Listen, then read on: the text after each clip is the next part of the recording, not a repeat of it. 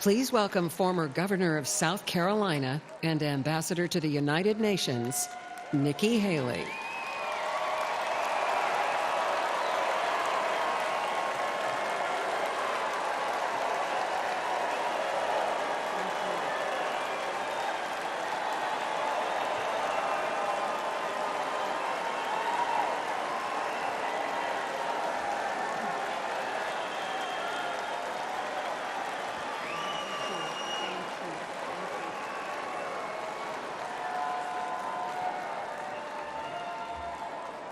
My fellow Republicans,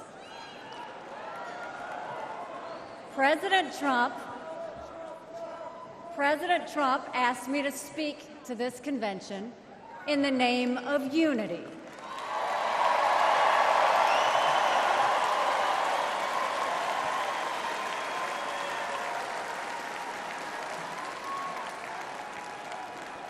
It was a gracious invitation, and I was happy to accept.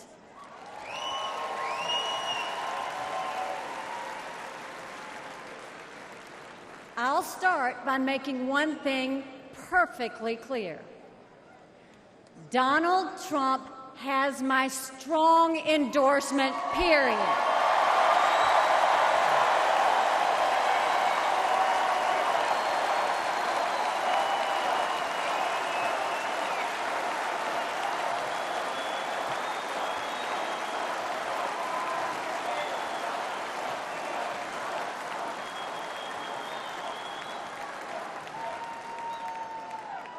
Our country is at a critical moment. We have a choice to make. For more than a year, I said a vote for Joe Biden is a vote for President Kamala Harris.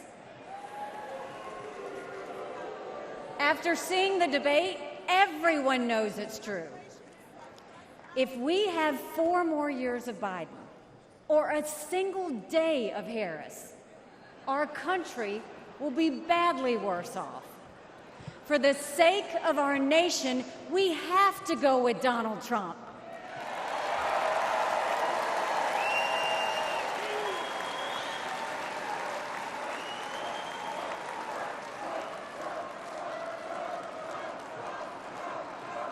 But there's more to it than that. We should acknowledge that there are some Americans who don't agree with Donald Trump 100% of the time. I happen to know some of them. And I want to speak to them tonight.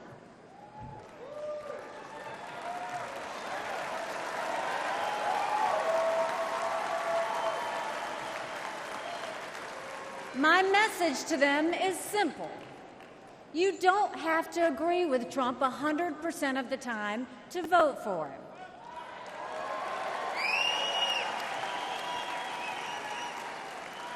Take it from me, I haven't always agreed with President Trump. But we agree more often than we disagree.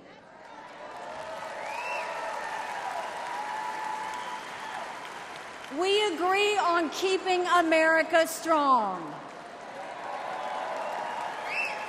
We agree on keeping America safe. And we agree that Democrats have moved so far to the left that they're putting our freedoms in danger. I'm here tonight because we have a country to save.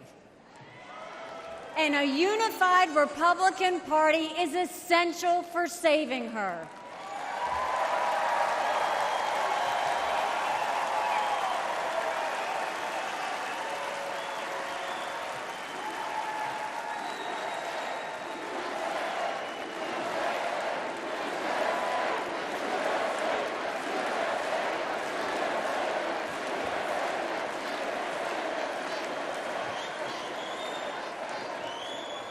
For those who have some doubts about President Trump, I want to tell you a few things about the Commander-in-Chief I know and worked with.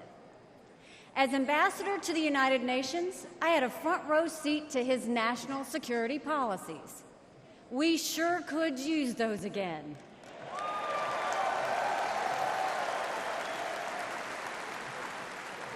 think about it. When Barack Obama was president, Vladimir Putin invaded Crimea. With Joe Biden as president, Putin invaded all of Ukraine. But when Donald Trump was president, Putin did nothing. No invasions.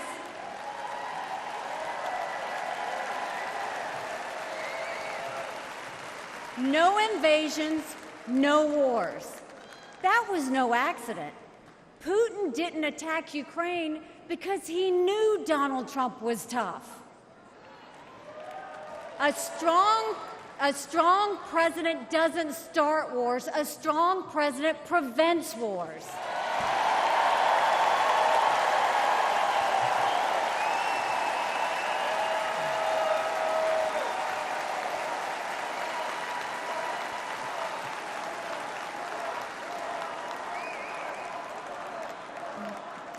Then look at the Middle East.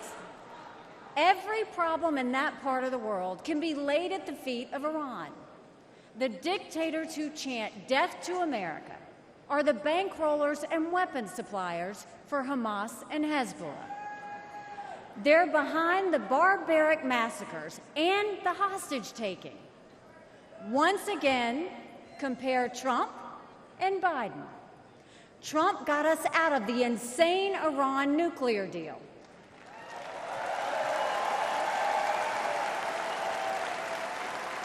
He imposed the toughest sanctions ever on Iran.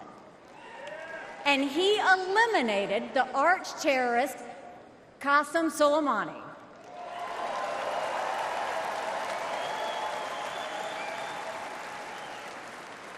Iran was too weak to start any wars. They knew Trump meant business, and they were afraid. And then there's Joe Biden.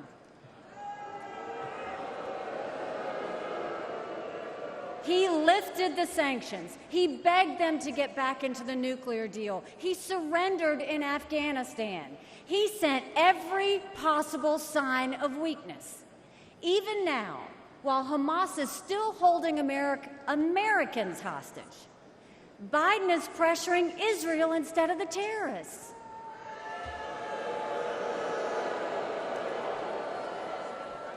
Between Israel and Hamas, Donald Trump is clear about who is our friend and who is our enemy.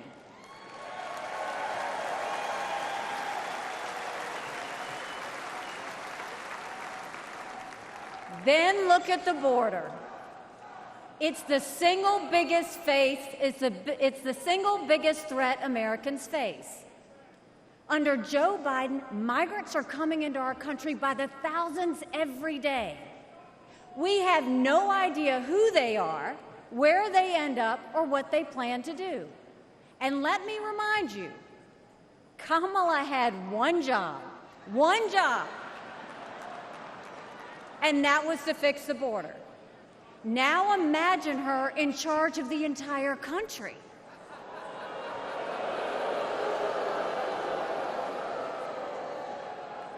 Under Donald Trump, we didn't have the border disaster we have today, and we won't when he is president again.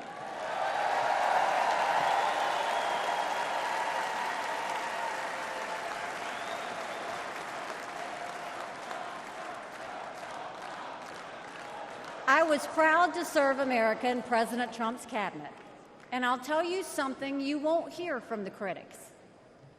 He appreciated advice and input. Americans were well served by his presidency, even if they didn't agree with him on all things.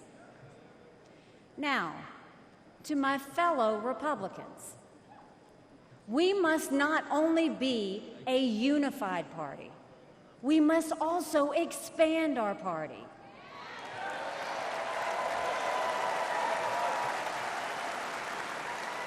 We are so much better when we are bigger. We are stronger when we welcome people into our party who have different backgrounds and experiences. And right now, we need to be strong to save America. This is a defining moment, not only for our party, but for our country. Our fellow Americans are fearful right now. Families are suffering from inflation and wages that don't keep up with prices. Young people are being indoctrinated to think our country is racist and evil. The Jewish community is facing an obscene rise in anti-Semitism. Too many minorities are trapped in communities devastated by crime. Our foreign enemies win when they see Americans hate each other.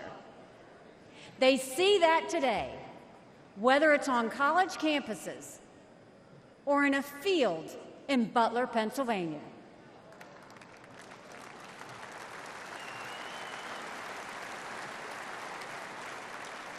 But we can conquer those fears with strength and unity. No president can fix all of our problems alone. We have to do this together. America has an amazing ability to self-correct.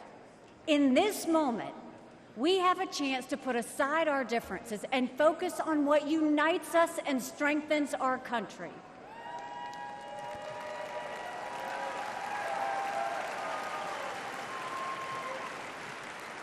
Let us join together as a party. Let us come together as a people, as one country, strong and proud. Let us show our children and the world that even on our worst day, we are blessed to live in America. God bless you. Thank you. God bless the United States of America.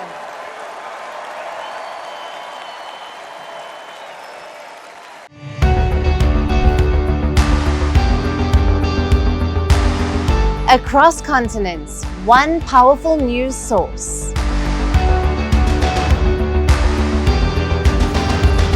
Bringing you diverse perspectives on the issues that matter.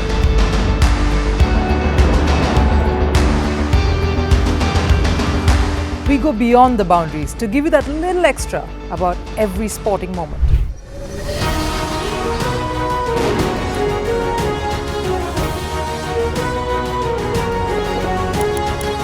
So thank you for making Firstpost 5 million strong. We're counting on your support, and you can trust us to bring you the news unfiltered and unvarnished.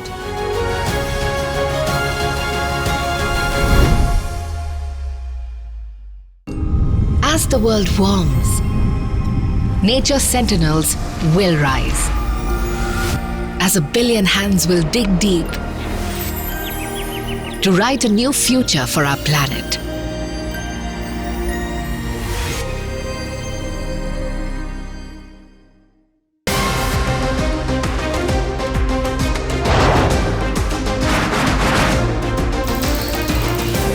On this today, the T20 World Cup bandwagon fans moved across to the West Indies. What can you expect from this?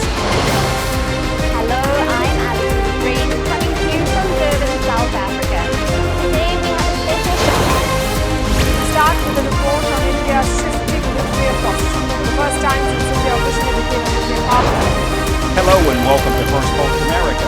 I'm Aaron Ham, coming to you live from the nation's capital, Washington,